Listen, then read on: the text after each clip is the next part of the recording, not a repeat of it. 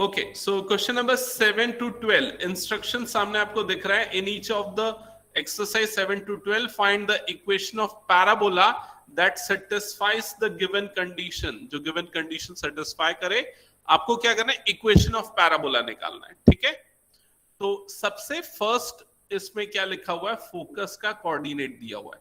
Focus का coordinate क्या है, 6,0. ठीक है, तो इसको नोट कर लेते हैं. हम एक काम करते हैं, फोकस का कोऑर्डिनेट हो गया 6,0. फिर नेक्स्ट क्या गिवन है आपको, यहां पर डायरेक्ट्रिक्स की इक्वेशन गिवन है.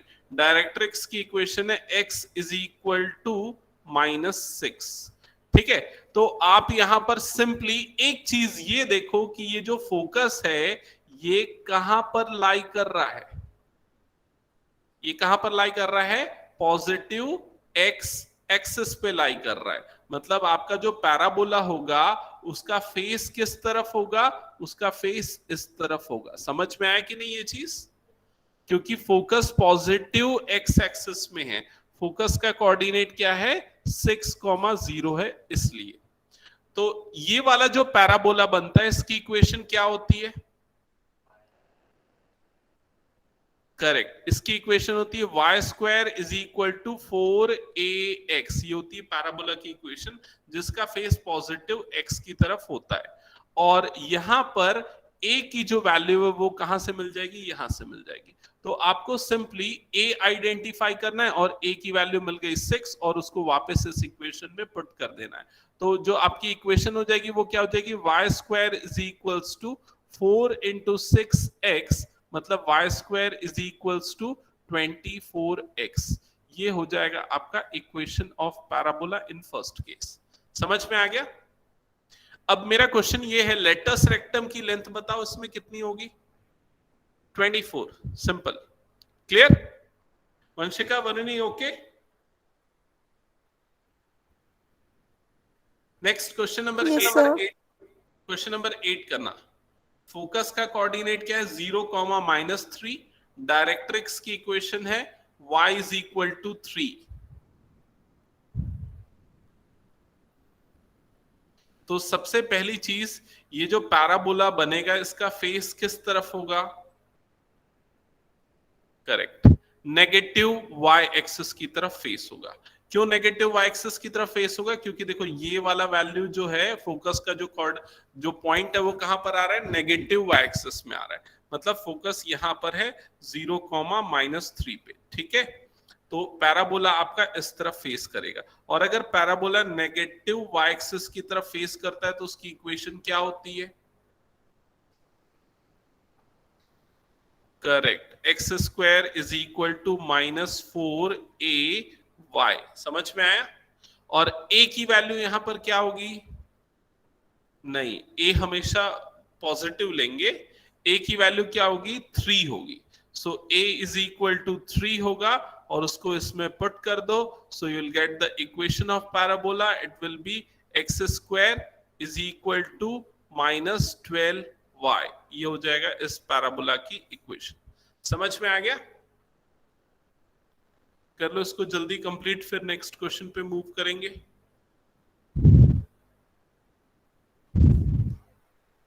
इरेज कर दो, ओके. नेक्स्ट क्वेश्चन पे आते हैं. Next is question number 9. Question number 9 में अब आपको, अच्छा देखो, क्वेश्चन 7 और 8 में अगर आपने ऑब्जर्व किया होगा, ये डायरेक्ट्रिक्स की इक्वेशन हमारे किसी काम की ही नहीं थी. हमने सिर्फ फोकस को ही देख के बता दिया. ठीक है, लेकिन ऐसा एक्चुअल में नहीं है. डायरेक्ट्रिक्स का भी काम आता है, हालांकि आपके सिलेबस में वैसे क्वेश्चन नहीं है. वो कैसे होता है, देखो अभी ये जो दोनों केस हमने लिया ना, इन दोनों केसेस में हमने क्या कंसीडर किया कि जो पैराबोला है उसका वर्टेक्स जो है वो कहां पर आ रहा है, ओरिजिन पे आ रहा है. तो जब वर्टेक्स ओरिजिन पे होता है ना, तो फोकस वाला पॉइंट और वो डायरेक्ट्रिक्स दोनों इक्वल डिस्टेंसेस पे होते हैं. तो मान लो अगर फोकस आ रहा है 6,0 पे, तो मतलब ये वाला डिस्टेंस जो है वो 6 है, तो ये वाला डिस्टेंस भी क्या होगा, 6 होगा. इसलिए हमारे लिए वो यूजफुल नहीं है. समझ रहे हो ये चीज. लेकिन कुछ केसेस में हो सकता है कि इसका ये जो वर्टेक्स है पैराबोला को वो यहां ना होके कहीं पर और शिफ्ट हो जाए। मान लो पैराबोला इधर शिफ्ट हो गया, समझ रहे हो ये चीज, तो उस केस में उसका वर्टेक्स चेंज हो जाएगा। बट ऐसे क्वेश्चन आपके सिलेबस में यहां तक तो नहीं है, ठीक है, 11th तक के पोर्शन में ये चीज नहीं है। अगर कभी स्कूल में पढ़ा देते हैं बाय चांस तो मुझे बताना, मैं आपको एक्सप्लेन करूंगा वैसे questions. Okay, question number 9 onwards आते हैं। यहां पर भी आपको क्या गिवन है, देखो वर्टेक्स गिवन है। वर्टेक्स कहां पर है, 0 0 पे, और फोकस कहां पर है, 3 0 पे। तो आपको वर्टेक्स का यूज अभी तो फिलहाल नहीं है, सारे हमने 0 0 वर्टेक्स वाले देखे। फोकस को देखना है और इक्वेशन बतानी है। तो फोकस किस तरफ है, पॉजिटिव एक्स एक्सिस, मतलब पैराबोला ऐसा बनेगा। इक्वेशन क्या होगी पैराबोला की, फास्ट प्लस 4ax, ठीक है, y square is equal to plus 4x, and a की वैल्यू क्या हो जाएगी यहां पर, 3 हो जाएगी। पुट कर दो, आपको इक्वेशन मिल जाएगी, y square is equal to 12x, ठीक है। नेक्स्ट, वरुणी मुझे 10th का आंसर बताना। 10th, फोकस का कोऑर्डिनेट गिवन है, वर्टेक्स ओरिजिन पे है, इक्वेशन ऑफ पैराबोला क्या होगा, फास्ट।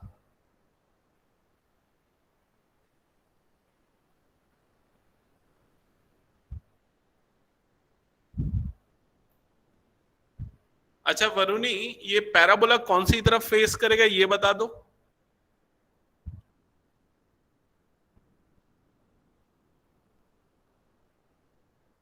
वरुणी है या लेफ्ट हो गई, लेफ्ट हो गई है क्या, ओके। गुलप्रीत आप बताओ। Sir y axis. क्यों वाई एक्सिस पे फेस करेगा ये, फोकस कहां पर आ रहा है, देखो फोकस कहां पर आ रहा है, फोकस आ रहा है नेगेटिव एक्स एक्सिस पे आ रहा है ना, तो किस तरफ फेस करेगा वो,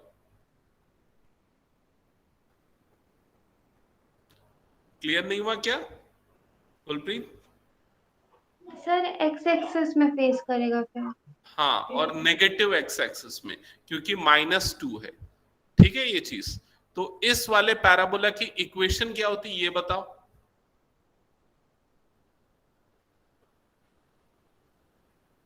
पैराबोला की इक्वेशन बताओ, पिछले क्लास में मैंने स्टैंडर्ड फॉर्म बताया था उसमें से।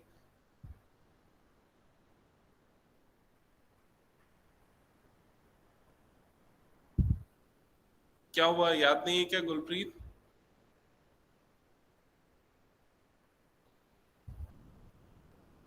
y square is equal to -4ax, ठीक है, और a की वैल्यू यहां पर क्या पुट हो जाएगी, a is equals to 2 put होगा। तो इक्वेशन क्या बन जाएगी, y square is equal to -8x, ये होगा 10th का आंसर। ओके, नेक्स्ट क्वेश्चन पे मूव करते हैं, क्वेश्चन नंबर 11 एंड 12। गुलप्रीत समझ में आया कि नहीं बताना। Yes sir.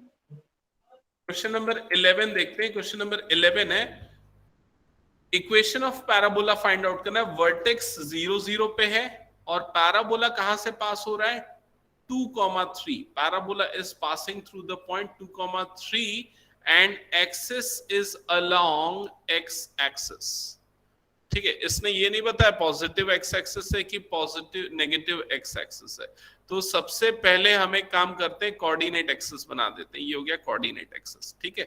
अब पैराबोला जो है वो एक्स एक्सिस की अलोंग फेस कर रहा है, ठीक है। मतलब कि पैराबोला या तो ऐसा बनेगा या तो पैराबोला ऐसा बनेगा। बताओ कौन सा वाला केस होगा, इस साइड नहीं, पॉजिटिव एक्स या नेगेटिव एक्स, बताओ कौन सा, पॉजिटिव एक्स की तरफ फेस करेगा, करेक्ट। कैसे पता चला पॉजिटिव एक्स की तरफ फेस करेगा, करेक्ट, दोनों पॉजिटिव है, क्योंकि ये 2,3 वाला जो पॉइंट है वो इसी केस में आएगा। 2,3 मतलब फर्स्ट क्वाड्रेंट वाला पॉइंट है, और वो पॉइंट तभी आएगा जब पैराबोला किस तरफ फेस करेगा, पॉजिटिव एक्स की तरफ फेस करेगा, ठीक है। इसका मतलब हमारा पैराबोला ये वाला होगा। अब पैराबोला मिल गया तो उसकी इक्वेशन क्या होगी, इस पैराबोला की स्टैंडर्ड इक्वेशन क्या होगी बताओ।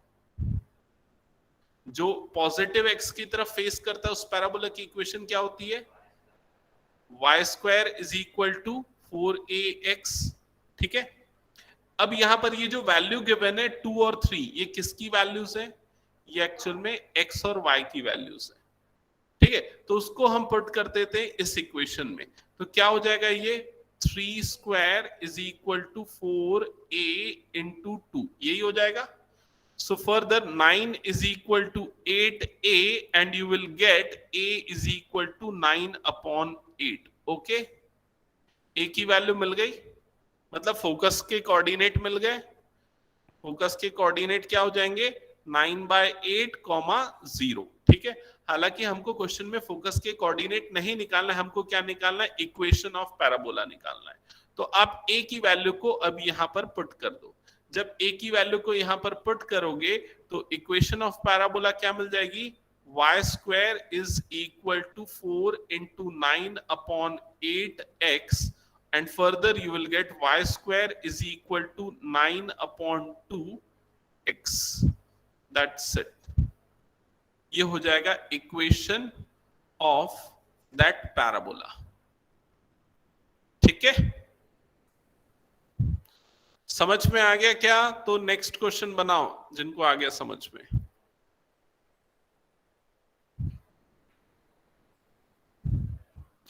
एक मिनट, स्क्रीन गायब हो गई है, मैं शेयर कर रहा हूं।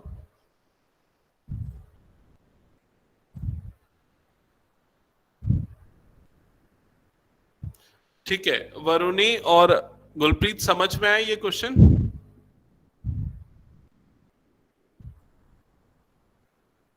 आप लोगों की आवाज नहीं आ रही, मुझे समझ में नहीं आ रहा है कि नहीं समझ में? ये सहारा है। Okay, next question number 12। Question number 12, इसमें आपको क्या गिवन है? The vertex of parabola is at 0 0। तो पैराबोला का वर्टेक्स 0 0 पे है and parabola is passing through 5,2 and the parabola is symmetric with respect to y axis। तो पैराबोला y axis की तरफ फेस कर रहा है। ठीक है, तो सबसे पहले हमने क्या किया? कोऑर्डिनेट एक्सिस बना दिए। अब y एक्सिस की तरफ फेस कर रहा है तो दो केसेस हो सकते हैं, या तो वो पॉजिटिव y की तरफ फेस करेगा या तो वो नेगेटिव y की तरफ फेस करेगा। तो बताओ किस तरफ फेस करेगा? वो पॉजिटिव y की तरफ फेस करेगा। क्यों पॉजिटिव y? क्योंकि ये 5,2 जो पॉइंट है वो सिर्फ पॉजिटिव y एक्सिस की तरफ फेस करने वाले पैराबोला का ही होगा, तो इसलिए नीचे वाला पैराबोला हम हटा देंगे। अब इस पैराबोला की स्टैंडर्ड इक्वेशन क्या होती है? Correct, x square is equal to 4ay। अब इस इक्वेशन में आप x की जगह पे 5 और y की जगह पे 2 पुट कर दो, तो ये क्या बन जाएगा?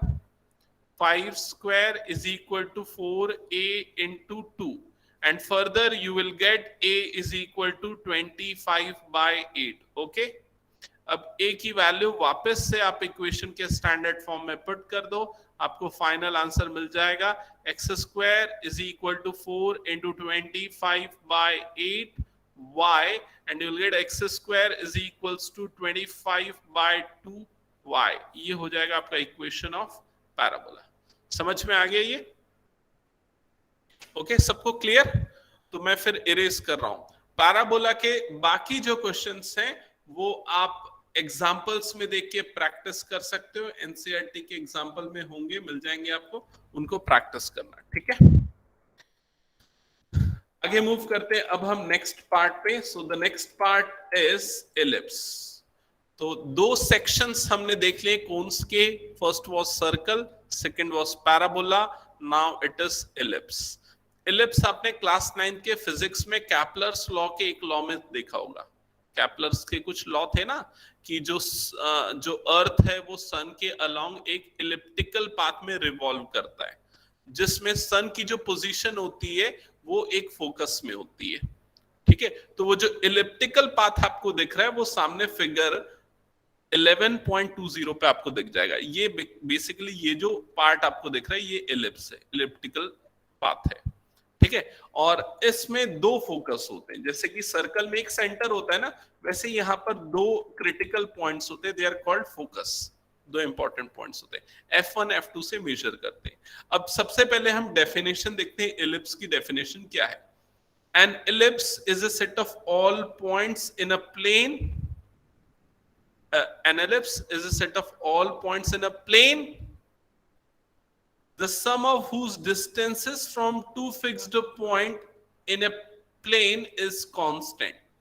इसका मतलब ये उन पॉइंट्स का कलेक्शन है, जैसे कि P1 उन पॉइंट्स में से आता है, P2 उन पॉइंट्स में से आता है, P3 P4 ऐसे जितने भी पॉइंट्स ये पूरे पाथ में आ रहे हैं, वो सारे पॉइंट्स जो हैं वो इन दोनों फिक्स्ड पॉइंट, मतलब फोकस से जो डिस्टेंस है उसका सम क्या होगा, सेम होगा। इसका मतलब P1 F1 का डिस्टेंस, ये वाला डिस्टेंस, ठीक है, प्लस P1 F2 का डिस्टेंस, मतलब ये वाला डिस्टेंस, इन दोनों का डिस्टेंस का जो सम होगा that will be equal to F1 P2 plus F2 P2, ये वाले डिस्टेंस का सम। समझ में आया ये चीज? That is equal to F1 P3 plus F2 P3, मतलब ये वाले डिस्टेंस का सम। तो इसका मतलब यहां जितने भी पॉइंट्स आएंगे ना, वो सारे पॉइंट्स का दोनों फोकस से जो डिस्टेंस है उसका जो सम है दैट विल रिमेन सेम। नहीं आया समझ में? नहीं आया समझ में? ओके, ये बोलना चाह रहा हूं, इसको एक एग्जांपल से बताता हूं, चलो बेटर होगा।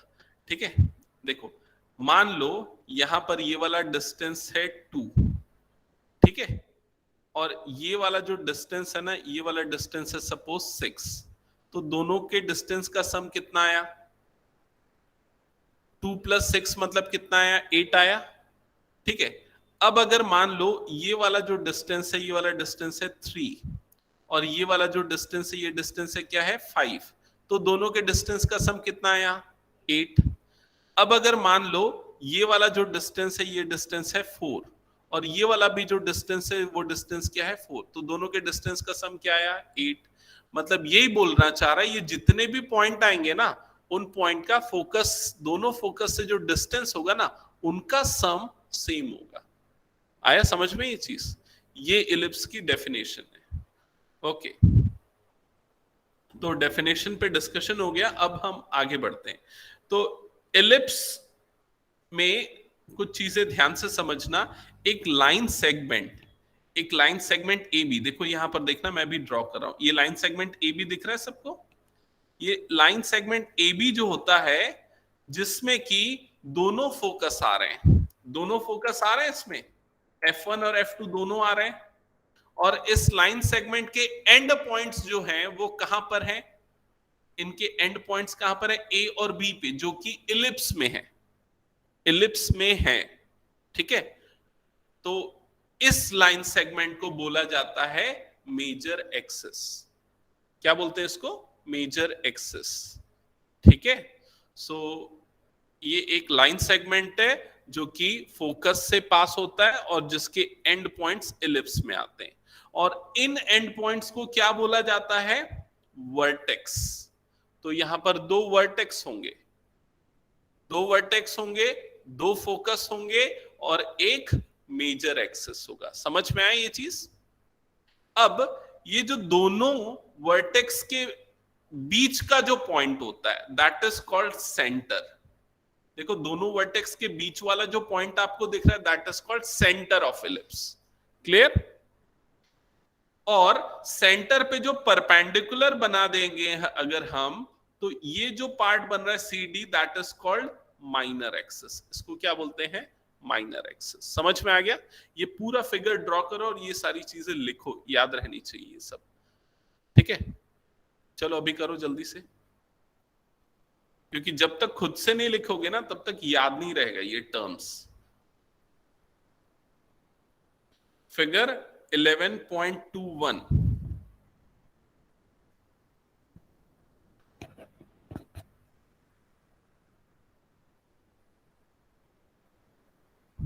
फिगर 11.21,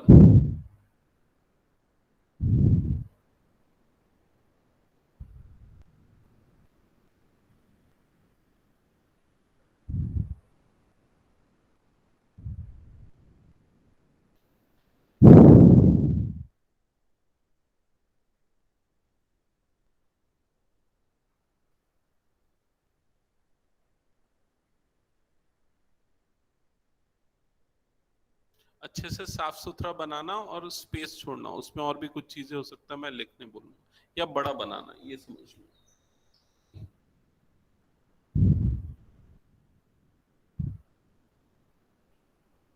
हो गया तो आगे बढ़े।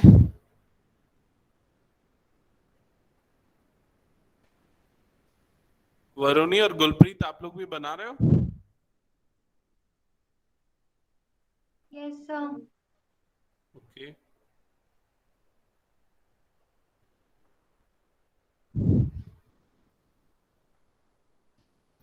ओके, चलो आगे ध्यान देना। अब कुछ चीजें मैं और बता रहा हूं, उसको सुनो ध्यान से। जो सेंटर और वर्टेक्स का जो डिस्टेंस होता है दैट इज रिप्रेजेंटेड बाय ए। तो ये देखो, ये वाला जो डिस्टेंस आपको दिख रहा है, सेंटर और एक वर्टेक्स, इन दोनों के डिस्टेंस को किससे रिप्रेजेंट करते हैं? ए से। तो ये वाला डिस्टेंस भी ए होगा, समझ में आया ये चीज? ठीक है, तो ये इसको ए और ए मेंशन कर दो अपने जो आपने फिगर बनाया होगा उसमें। ओके,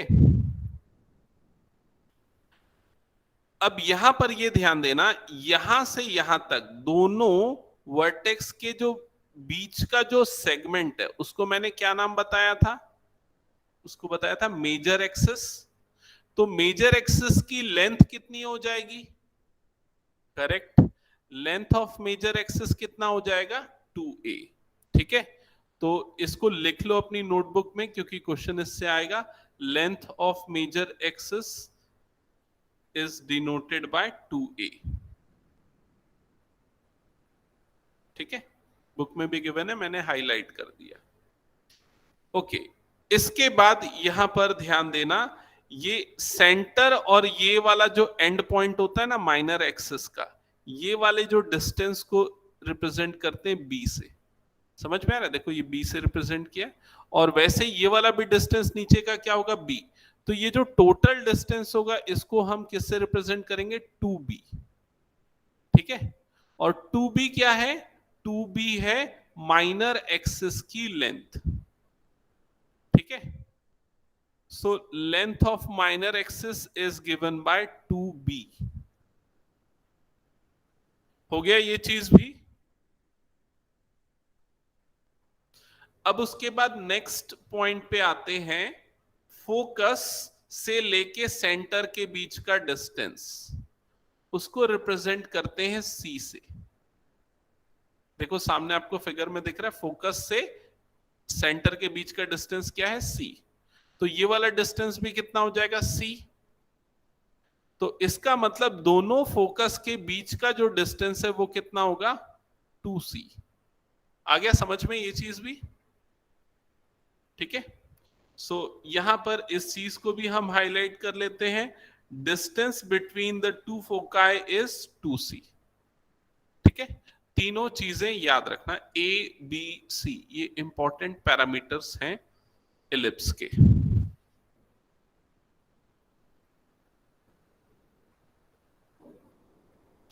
ओके, अब इसके बाद ये एक डेरिवेशन है जिसमें ए बी सी के बीच में रिलेशन इसने शो किया है। मैं उस डेरिवेशन में नहीं जाता, आप सिर्फ अपनी नोटबुक में ये चीज लिख लो कि relationship between A B C is given by this. ठीक है, ये अपनी नोटबुक में लिख लो,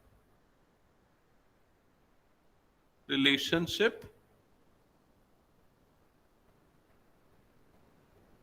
between A, B and C is given by this. A square is equal to B square plus C square. ठीक है,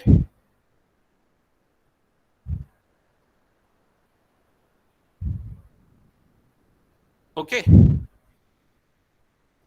अब यहां पर उसने कुछ सिंपल से पॉइंट्स मेंशन किए हैं और उसके बेसिस पे कुछ चीजें एक्सप्लेन किए, सुनना और समझना। ठीक है, सी, सी क्या है बताओ? अभी अपने फिगर में फोकस से सेंटर के बीच का डिस्टेंस, समझ में? अगर मान लो सी की वैल्यू 0 हो जाए तो फोकस कहां आ जाएगा? फोकस सेंटर पे आ जाएगा। तो इसका मतलब A square is equal to क्या हो जाएगा? B square by this condition. या फिर a इज इक्वल टू क्या हो जाएगा b।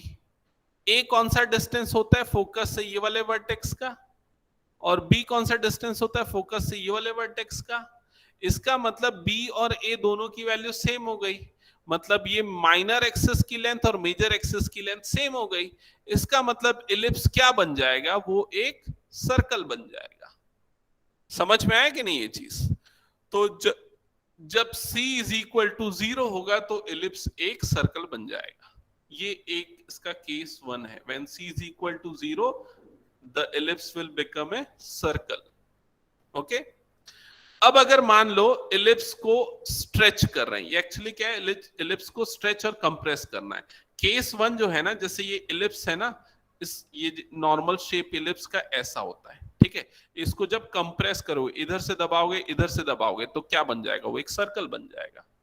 अब अगर मान लो इलिप्स को स्ट्रेच करोगे, इधर से खींच रहे हो इधर से खींच रहे हो, तो क्या बन जाएगा, वो एक लाइन बन जाएगा। समझ में आएगी नहीं, एक रबर बैंड समझ लो। नॉर्मल शेप एक रबर बैंड का क्या होता है, इलिप्स होता है।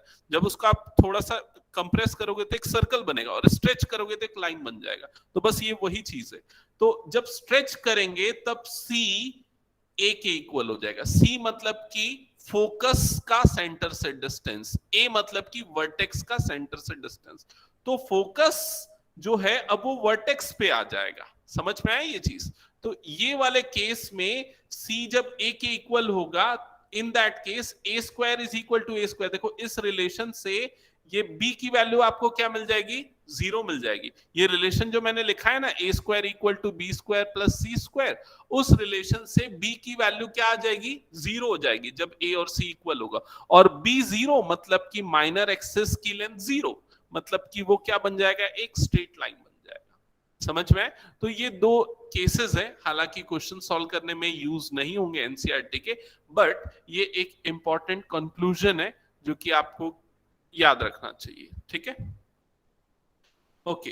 नेक्स्ट पार्ट पे आते हैं। Next is eccentricity. आप इसको भी नोट कर लो अपनी कॉपी में, एसेंट्रिसिटी।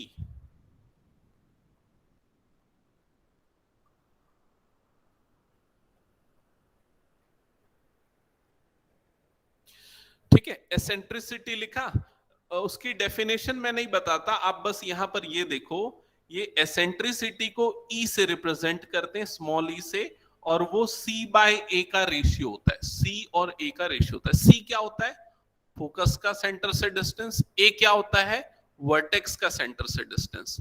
तो ये एसेंट्रिसिटी। एसेंट्रिसिटी ना वो शेप किस टाइप का बनेगा इलिप्स का, वो एक्चुअल में डिटरमाइन करता है, ज्यादा स्ट्रेच्ड है या ज्यादा स्ट्रेच नहीं है। समझ में आ रहा है कि नहीं ये चीज, आपने कितना स्ट्रेच किया या कितना कम स्ट्रेच किया, वो मेजर एसेंट्रिसिटी से मिलेगा, जो कि C/A होता है। ठीक है,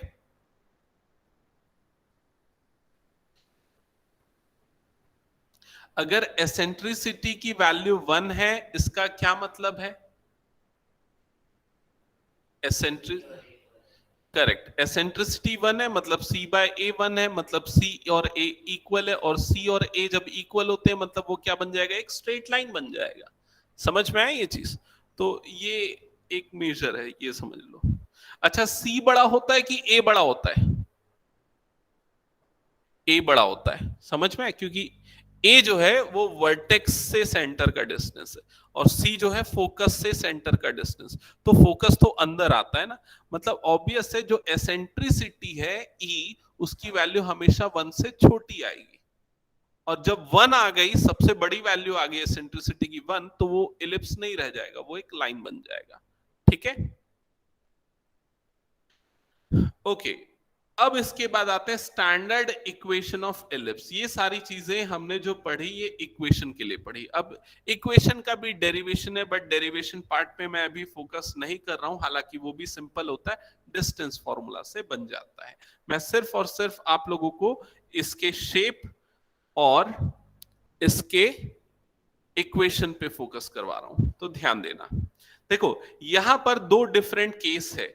केस 1 जो आपको सामने दिख रहा है, केस 1 पे ही पहले हम फोकस करते हैं। केस 1 सामने फिगर में देखना, इसमें मेजर एक्सिस किसके अलोंग बना हुआ है, देखो मेजर एक्सिस किसके अलोंग है, पॉजिटिव, सॉरी, मेजर एक्सिस है एक्स एक्सिस के अलोंग। समझ में आ रहा है कि नहीं ये चीज? और सेकेंड केस की अगर हम बात करें तो मेजर एक्सिस किस में बना हुआ है? वाई एक्सिस के अलोंग। तो इसके ऊपर इसके depending on this we have two different cases, two different equations of ellipse. Clear? वो एक्स एक्सिस के अलोंग है मतलब सोया हुआ एलिप्स है, या वाई एक्सिस के अलोंग है खड़ा एलिप्स है। समझ में आ गया ये चीज? ओके, तो दोनों कंडीशंस को हम अच्छे से एनालाइज करेंगे और देखते हैं। सबसे पहले केस ए पे ध्यान देते हैं। अगर एलिप्स एक्स एक्सिस के अलोंग बनेगा तो उसका फोकस जो है वो भी किस में आएगा? एक्स एक्सिस में आएगा। तो इसका मतलब आप सिर्फ फोकस के कोऑर्डिनेट को देख के समझ सकते हो कि एलिप्स कौन से एक्सिस के अलोंग है। आया समझ में ये चीज? ओके, अभी हमने एक जनरल इक्वेशन ली है एलिप्स की, और इसमें हमने ये कंसीडर किया है कि जो एलिप्स का सेंटर है वो किस पे आ रहा है? ओरिजिन पे, मतलब 0,0 पे आ रहा है। क्लियर? तो इसका मतलब जो फोकस है वो उसका कोऑर्डिनेट क्या होगा? -c,0 एंड +c,0, क्योंकि c जो है वो सेंटर से डिस्टेंस होता है। तो लेफ्ट की तरफ है तो -c,0, राइट की तरफ है तो +c,0। क्लियर ये चीज? ओके, अब अगर मैं सपोज ये बोलता हूं कि कोई एलिप्स है जिसके फोकस का कोऑर्डिनेट है +-3,0, और कोई एलिप्स है जिसके फोकस का कोऑर्डिनेट है 0, ±5, तो पहले वाले केस में एलिप्स का मेजर एक्सिस किसके अलोंग होगा? एक्स एक्सिस के अलोंग होगा। और दूसरे वाले केस में जो एलिप्स है उसका मेजर एक्सिस किसके अलोंग होगा? वाई एक्सिस, क्योंकि सेकंड केस में फोकस किस पे लाई करेगा? वाई एक्सिस पे लाई करेगा। समझ में आ गया ये चीज? तो फोकस के कोऑर्डिनेट एक इंपॉर्टेंट पैरामीटर है जो कि एलिप्स के मेजर एक्सिस को बताते हैं कि वो किस एक्सिस के अलोंग है। ओके, अब हम आ जाते हैं डायरेक्टली इक्वेशंस पे। ठीक है, तो इक्वेशंस, अच्छा ए तो आपको पता ही है ना, ए क्या होता है? ए होता है यहां से यहां तक का distance, this is a. Okay, और बी क्या होता है वो भी आपको पता है, बी होता है यहां से यहां तक का डिस्टेंस बी। तो equation of ellipse when it is along x axis is given by this: x square upon a square plus y square upon b square, that is equal to 1. ठीक है? And when ellipse is along this y axis, its equation is given by this. उसकी equation ये हो जाएगी। ठीक है, समझ में आई ये चीज? अब इसमें दोनों में क्या डिफरेंस है दिख गया ना? एक में क्या है? X square upon A square, दूसरे में X square upon B square. A और बी चेंज हो गए। ठीक है, अब मैं अगर कोई इक्वेशन दे दूं आपको तो क्या आप बता सकते हो कि वो एलिप्स कौन से एक्सिस के अलोंग होगा? कोई भी इक्वेशन दे देता हूं, जैसे मान लो मैं एक इक्वेशन देता हूं, X square upon 4 square plus Y square upon 3 square, ये फर्स्ट इक्वेशन।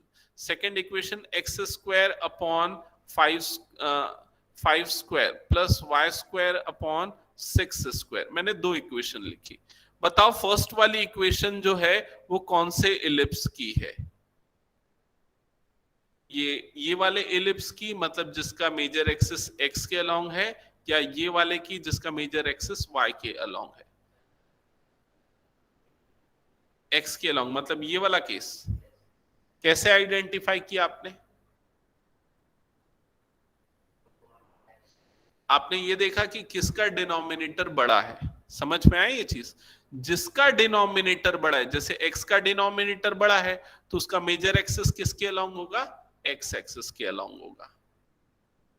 ठीक है वंशिका, x का डिनोमिनेटर बड़ा है मतलब a बड़ा होता है ना b से, a बड़ा होता है b से, तो इसका मतलब वो x एक्सिस के अलोंग होगा। और सेकेंड केस में क्लियरली हमको दिख रहा है कि y का डिनोमिनेटर बड़ा है, मतलब उसका मेजर एक्सिस किसके अलोंग होगा? y एक्सिस के अलोंग होगा।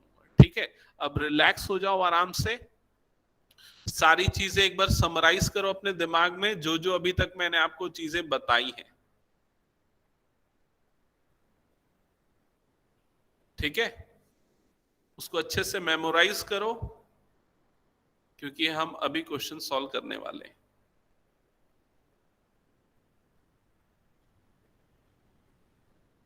ठीक है, मैं आगे बढ़ता हूं। एक और चीज मुझे यहां पर बतानी पड़ेगी, लेंथ ऑफ लेटस रेक्टम। जैसे कि वहां पर भी आया था पैराबोला के केस में, वैसा इसमें भी आएगा लेंथ ऑफ लेटस रेक्टम। दिख रहा है क्या? हाँ, ये है।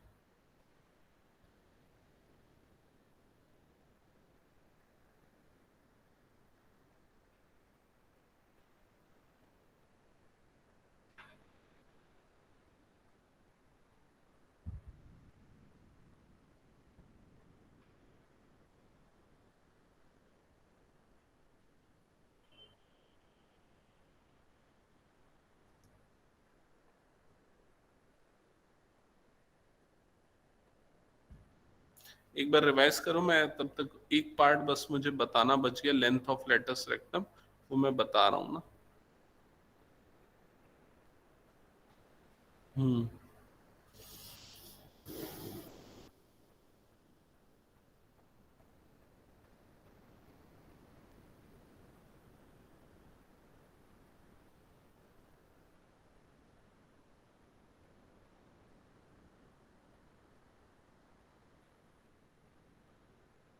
Okay, correct.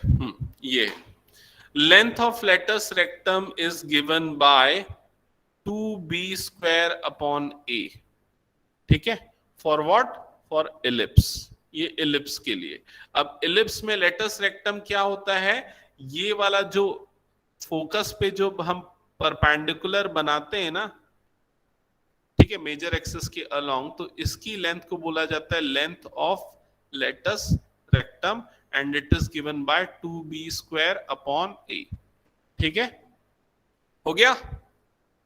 ओके, नोट कर लिया तो चलो अब हम स्टार्ट करेंगे क्वेश्चन सॉल्व करना। बट क्वेश्चन सॉल्व करने के पहले एक बार जल्दी से मैं कुछ चीजें और यहां पर शॉर्ट नोट में लिख रहा हूं और बता रहा हूं। अगर एलिप्स ऐसा बन रहा है तो इक्वेशन क्या होगी? x² upon a² plus y² upon b² is equal to 1। अगर एलिप्स ऐसा बन रहा है तो इक्वेशन क्या होगी? x² upon b² plus y² upon a² is equal to 1। ठीक है, अब इसमें length of major axis, length of major axis क्या होती है? मेजर एक्सिस की length 2a। Length of minor axis, minor axis की लेंथ क्या होती है? 2b। 2b। Correct. Distance between focus, distance between focus क्या होता है? 2c। करेक्ट। ए बी सी के बीच में रिलेशन क्या होता है? a² is equal to b² plus c²। Correct. फिर उसके बाद लेंथ ऑफ लेटस रेक्टम क्या होता है? Length of LR 2b² upon a। फिर उसके बाद एसेंट्रिसिटी, एसेंट्रिसिटी क्या होता है? E is equal to c by a। ये सारी चीजें जो अभी तक मैंने एक्सप्लेन की, ये सामने आपको दिख रहा है। ठीक है, स्टार्ट करें अब सॉल्व करना क्वेश्चन। नोट कर रहे हो क्या? कुछ बचा है नोट करना तो कर लो।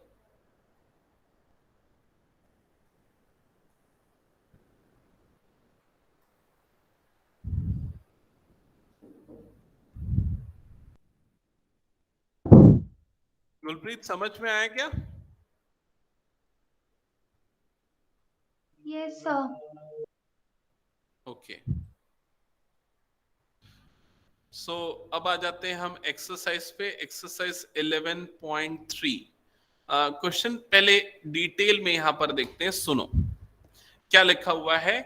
इन each of the exercise 1 to 9 find the coordinates of the foci. Focus के कोऑर्डिनेट आपको निकालने हैं। द वर्टाइसेस, वर्टेक्स के कोऑर्डिनेट निकालने हैं। The length of major axis, major axis की लेंथ निकालनी है। लेंथ ऑफ माइनर एक्सिस की लेंथ निकालनी है, एसेंट्रिसिटी E उसकी वैल्यू निकालनी है, लेंथ ऑफ लेटस रेक्टम ये आपको निकालना है। समझ में आया ये चीज? तो सबसे पहले मैं आपको एक क्वेश्चन बताता हूं, समझना। सबसे पहला है x square upon 36 plus Y square upon 6 that is equal to 1। ठीक है, आप इसको स्टैंडर्ड फॉर्म में लिखोगे इलिप्स के, तो एक्स स्क्वायर अपॉन ये 16 है ना, एक्स स्क्वायर अपॉन 36 किसका स्क्वायर होता है? 6 का, तो x square upon 6 square plus 16 किसका स्क्वायर होता है? 4 का, तो y square upon 4 square that is equal to 1। अब इसको स्टैंडर्ड फॉर्म से कंपेयर करोगे, कौन से फॉर्म से? X square upon A square plus Y square upon B square is equal to 1 वाले। ठीक है, इनसे कंपेयर करोगे, तो जब कंपेयर करोगे तो आपको a की वैल्यू क्या मिलेगी यहां पर? 6, और b की वैल्यू क्या मिल जाएगी यहां पर? 4। ठीक है, और c की वैल्यू आप निकाल सकते हो, कैसे निकालोगे? आपको रिलेशनशिप पता है, a square is equal to B square plus C square, ये पता है रिलेशनशिप। तो चलो इस रिलेशनशिप से c की वैल्यू निकालो और बताओ क्या आएगी।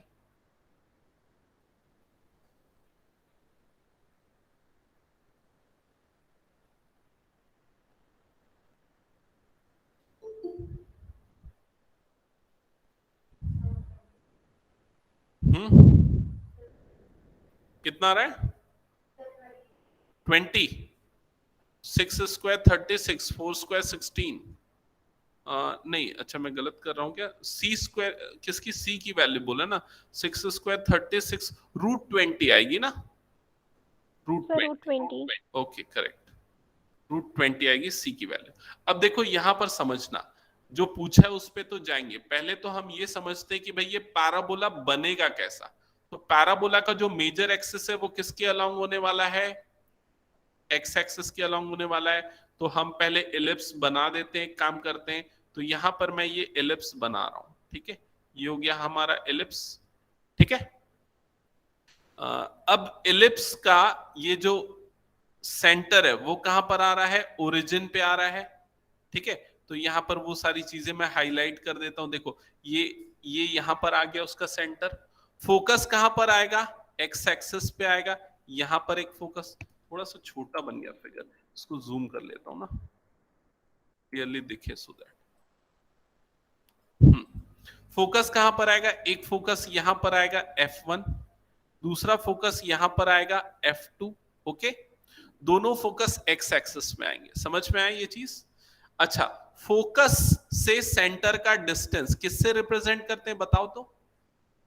सी से रिप्रेजेंट करते हैं। सेंटर और फोकस के बीच का डिस्टेंस, ये वाला डिस्टेंस किससे रिप्रेजेंट होता है? सी से रिप्रेजेंट होता है। और सी की वैल्यू आपके पास कितनी आई है? रूट 20। मतलब कि जो फोकस का जो कोऑर्डिनेट होगा वो क्या होगा? वो होगा minus root 20 comma 0 and plus root 20 comma 0। समझ में आया ये चीज? तो यहां पर आपको एक आंसर मिल गया कि जो फोकस का कोऑर्डिनेट होने वाला है वो क्या होने वाला है? प्लस माइनस रूट 20 कॉमा 0, ये होने वाला है। समझ में आया ये चीज? और क्या क्या पूछा है इस क्वेश्चन में? इसमें पूछा है लेंथ ऑफ, अच्छा वर्टाइसेस के कोऑर्डिनेट भी पूछा है। वर्टाइसेस कहां पर आएंगे? देखो एक वर्टेक्स यहां पर आएगा V2 और दूसरा वर्टेक्स यहां पर आएगा V1। ठीक है, तो ये वर्टेक्स के कोऑर्डिनेट के लिए आपको ये वाला डिस्टेंस चाहिए। ये डिस्टेंस किससे मिलता है? ए से मिलता है। ए की वैल्यू कितनी है? क्वेश्चन में गिवन है, कितनी है? 6। मतलब इस वाले वर्टेक्स का कोऑर्डिनेट क्या होगा? इसका होगा 6,0 और ये वाले वर्टेक्स का कोऑर्डिनेट क्या होगा? -6,0। तो वर्टेक्स का कोऑर्डिनेट भी मिल गया आपको प्लस माइनस 6,0। समझ में आ गया ये चीज? और क्या पूछा है क्वेश्चन में? लेंथ ऑफ मेजर एक्सिस, इसको शॉर्ट में लिखता हूं, लेंथ ऑफ मेजर एक्सिस। तो मेजर एक्सिस की लेंथ क्या होती है? 2a लिखवाया मैंने। a की वैल्यू गिवन है, कितनी है? 6। 2 into 6 that is equal to 12। ठीक है वंशिका।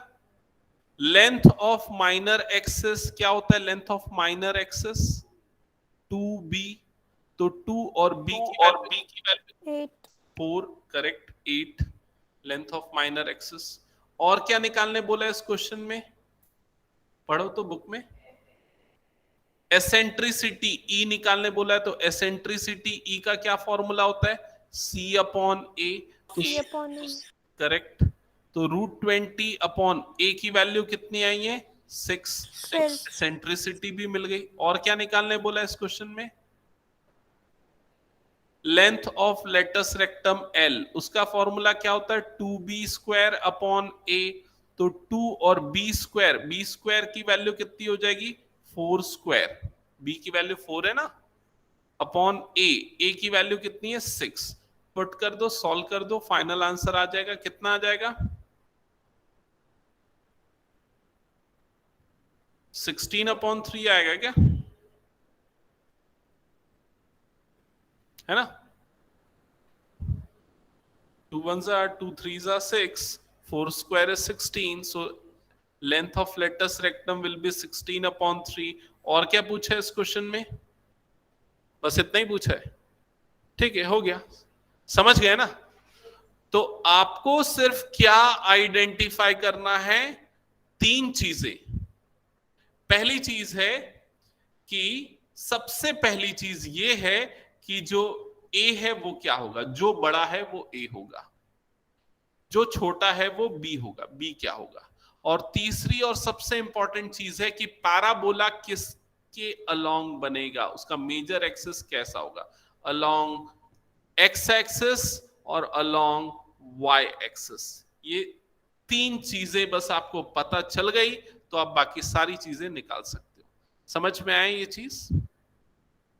ओके, सो यहां तक हो गया ना? एक और क्वेश्चन हम लोग देख लेते हैं, क्वेश्चन नंबर 2। ठीक है, क्वेश्चन नंबर 2 डिस्कस करते हैं। चलो जल्दी से सारी चीजें।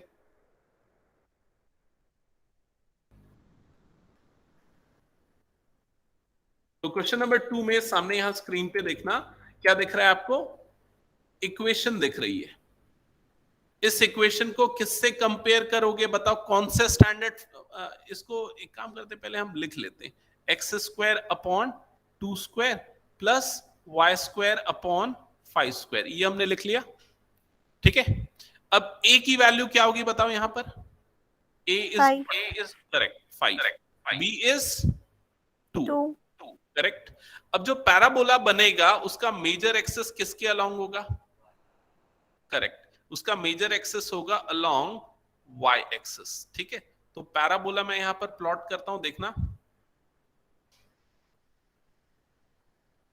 ये बन गया पैराबोला।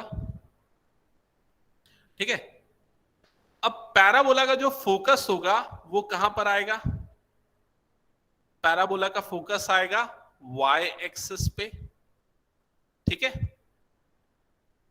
और फोकस के कोऑर्डिनेट क्या होते हैं? 0,c एंड 0,-c, क्योंकि वो किस में है? वाई एक्सिस में। c की वैल्यू आप निकाल लोगे, कैसे निकालोगे? a² is equal to b² plus c² से। तो बताओ c की वैल्यू कितनी आ जाएगी? √21। करेक्ट, c की वैल्यू √21। ठीक है, तो फोकस के कोऑर्डिनेट, फर्स्ट जो आंसर है फोकस का कोऑर्डिनेट वो निकालना है ना। तो फोकस का कोऑर्डिनेट क्या हो जाएगा? फोकस का कोऑर्डिनेट हो जाएगा 0,√21। करेक्ट। वर्टेक्स का कोऑर्डिनेट, वर्टेक्स कहां पर आएगा? यहां पर आएगा वर्टेक्स, है ना? उसका कोऑर्डिनेट हो जाएगा 0,±5। ठीक है, और क्या क्या निकालना है आपको? मेजर एक्सिस मेजर एक्सिस की लेंथ, तो मेजर एक्सिस की लेंथ 2a मतलब वो हो जाएगा 10। माइनर एक्सिस की लेंथ वो क्या होता है? 2b that is equal to 4। और क्या बच गया? Eccentricity. C by A length of letters 2b square upon a, बस इतना ही निकालना है ना, दैट्स इट, मिल गई सारी चीजें। ठीक है, तो समझ में आ गया। तो ऐसे वाले रिमेनिंग क्वेश्चंस जो हैं इस एक्सरसाइज के, उसको आप लोग कंप्लीट करोगे। कौन कौन से क्वेश्चंस कंप्लीट करने पड़ेंगे अब आपको? क्वेश्चन 1 2 तो बता दिया मैंने, 3 4 5 6 ये रिमेनिंग क्वेश्चंस। अगर 7 8 9 बन जाता है एग्जाम्पल देखने के बाद तो वो भी बना लेना, ठीक है। और एग्जाम्पल्स भी पूरे ट्राई करना इस पूरे चैप्टर के till example number 9, at least example number 9। तो ये रहेगा आप लोगों का क्वेश्चन। कुछ डाउट है तो पूछ सकते हो, अदरवाइज मीटिंग लीव कर सकते हो। Thank you. Thank you, sir. Okay, welcome.